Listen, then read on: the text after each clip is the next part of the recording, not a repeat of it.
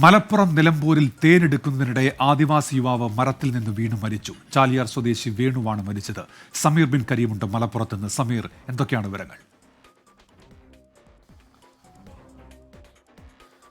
ഉന്മേഷ്, ഇന്നലെ രാത്രി 11 മണിയോടുകൂടിയാണ് ഈ സംഭവം ഉണ്ടാകുന്നത്. നിലമ്പൂർ ആട്യൻപാറ ഈ പ്ലാക്കൽ പോല നഗറിലെ വേണു എന്ന് പറയുന്ന യുവാവാണ് മരിച്ചിരിക്കുന്നത്. പതിവ് പോലെ രാത്രിയിൽ ഇയാൾ ഈ പന്തീരായിരം വനമേഖലയിലേക്ക് ഈ തേൻ ശേഖരിക്കുന്നതിന് വേണ്ടി പോയതായിരുന്നു.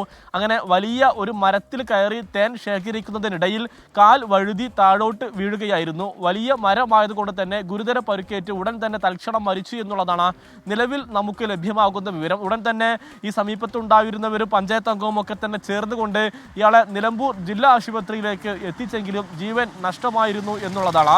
നിലവിൽ മൃതദേഹമുള്ളത് നിലമ്പൂർ ജില്ലാ ആശുപത്രി മോർച്ചറിയിലാണ്.